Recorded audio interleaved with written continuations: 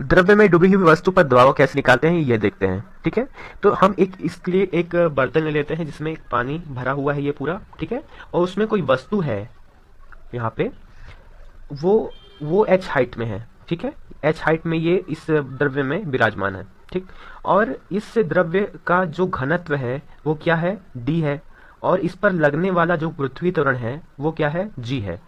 तो क्या होगा कि अगर हम लोग इस वस्तु पर कुल दबाव निकालें तो इस द्रव्य की तल पर जो लग रहा है वायुमंडलीय दबाव उसको भी सम्मिलित करना पड़ेगा, है ना। तो वायुमंडलीय दबाव plus height into density into गुरुत्वीय त्वरण, है ना।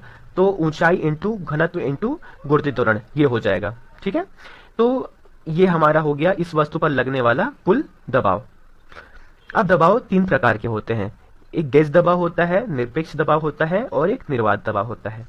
गैस दबाव वो दबाव होता है जो किसी दबाव नापने वाले यंत्र द्वारा नापा जाता है ना। तो जैसे हम लोग प्रेशर को जिस यंत्र द्वारा नापते हैं उसके द्वारा जो हमको दबाव प्राप्त होता है उसको गैस दबाव बोलते हैं।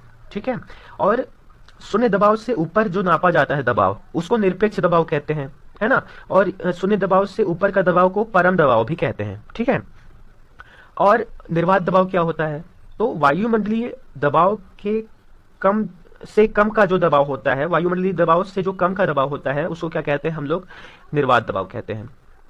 ठीक है, इसको चूषण दबाव या सक्शन दबाव भी कहते हैं। ठीक है, तो अगर हम लोग निरपेक्ष दबाव निकालें तो निरपेक्ष दबाव बराबर क्या हो जाएगा, वायुमंडलीय दबाव प्लस गैस दबाव, अगर गैस दबाव लेंगे तो। और अगर निर्वात दबाव लेंगे तो क्या होगा, निरपेक्ष दबाव बराबर होगा वायुमंडलीय दबाव माइनस में निर्वात दबाव। ठीक है, तो इसको आपको याद रखना है। ठीक है, अब बायल का नियम क्या होता है ये देखते हैं। ठीक है, तो बायल का नियम ये कहता है कि यदि हम क्या करें, तापमान स्थिर रखें, है ना।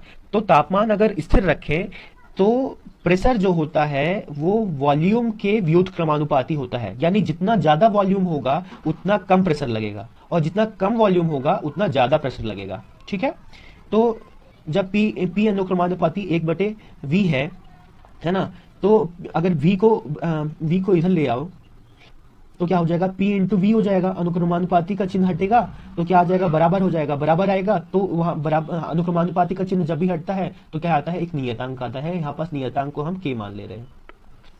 ठीक है, तो ये हो गया PV is equal to K, है ना। और अगर ये मान ले कि तापमान स्थिर पर जो किसी गैस की निश्चित मात्रा का आयतन अगर V1 V2 V3 है ना, और दबाव P1 P2 P3 है तो क्या हो जाएगा, P1 V1 is equal to P2 V2 is equal to P3 V3।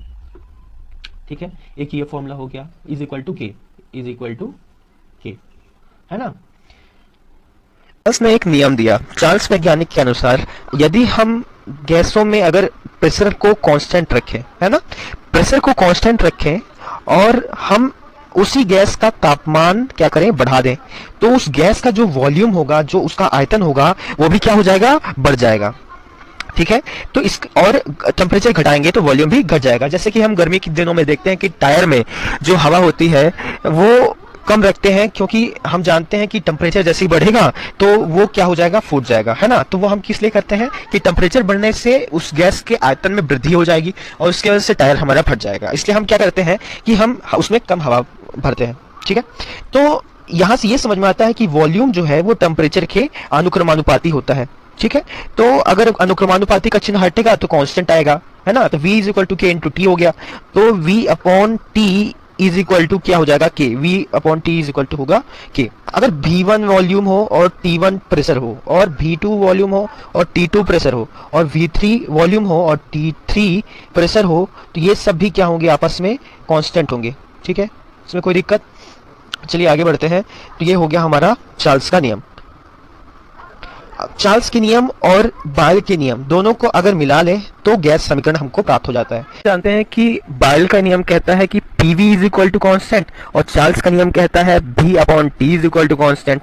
तो अगर हम लोग इसको इकट्ठा करें यानी PV is equal to constant और V upon T is equal to constant, ठीक है, तो अगर हम इसको इकट्ठा करके देखें तो क्या हो जाएगा, PV अपॉन T, है ना, क्योंकि देखिए PV यहां से आ गया और V अपॉन T ये हो गया इज इक्वल टू कॉन्स्टेंट, है ना। तो यहाँ पास क्या आ जाएगा, PV is equal to PV by T, है ना, PV by T is equal to constant. ठीक है, तो ये आ गया हमारा। ठीक, अगर किसी गैस की प्रारंभिक अवस्था, है ना, जब प्रेशर P1 था तब वॉल्यूम V1 है और टेम्परेचर T1 है, और जब हम प्रेशर P2 डालते हैं उसी गैस पर, तो P2 प्रेशर पर वॉल्यूम V2 और T2 क्या रहता है, टेम्परेचर। तो ये आपस में क्या रहेगा, दोनों अवस्थाओं में जो कांस्टेंट आएगा वो क्या रहेगा, समान रहेगा। ठीक है, पास्कल का नियम कहता है यदि कोई द्रव विरामावस्था में है और हम उस पर एक प्रेशर P लगाते हैं तो वो द्रव अपने चारों दिशाओं में एक बल लगाने लगता है, एक दबाव लगाने लगता है। इसी दबाव को हाइड्रोलिक प्रेशर कहते हैं, है ना, और यही पास्कल का एक नियम है, यही पास्कल का नियम था। अब हम देखेंगे कि वायुमंडलीय दबाव को नापने के लिए कितने पैमाने होते हैं। तो दो पैमाने हम पढ़ेंगे, पहला पैमाना है साधारण बैरोमीटर का और दूसरा है साइफन बैरोमीटर। ठीक है, तो साधारण बैरोमीटर में ये है कि यदि हम पारे से भरे बीकर में एक नली को डालते हैं तो उस नली को इस प्रकार से डाला जाता है कि उसमें बुलबुला ना बने, है ना, और जब हम नली को डालते हैं पारे के अंदर तो उसमें पारा h ऊंचाई तक उसमें भर जाता है, और इस h ऊंचाई को हम नोट डाउन कर लेते हैं। पारे की डेंसिटी d हो और पारे पे लगने वाला गुरुत्वीय त्वरण g हो, तो हाइड्रोलिक प्रेशर का फॉर्मूला क्या हो जाता है, P इज इक्वल टू, है ना, हाइट इंटू d इंटू जी। ठीक है, क्लियर है, इसको साफ साफ लिख लेते हैं हम लोग। तो P इज इक्वल टू क्या हो जाएगा, h इंटू डी इंटू जी। ठीक है, अब चलिए हम आगे बढ़ते हैं, साइफन बैरोमीटर देख लेते हैं। तो साइफन बैरोमीटर में क्या होता है, इसमें एक यू आकार की एक कांच की नली होती है जिसकी एक भुजा छोटी होती है और दूसरी भुजा, एक भुजा छोटी और दूसरी भुजा बड़ी होती है। एक बड़ी भुजा वाले का एक सिरा क्या होता है, बंद रहता है, और छोटी भुजा वाले का सिरा जो होता है खुला होता है ना। तो अब बंद वाले सिरे में को इसलिए बंद किया जाता है ताकि यहाँ पर निर्वात रह सके, वॉल्यूम रह सके।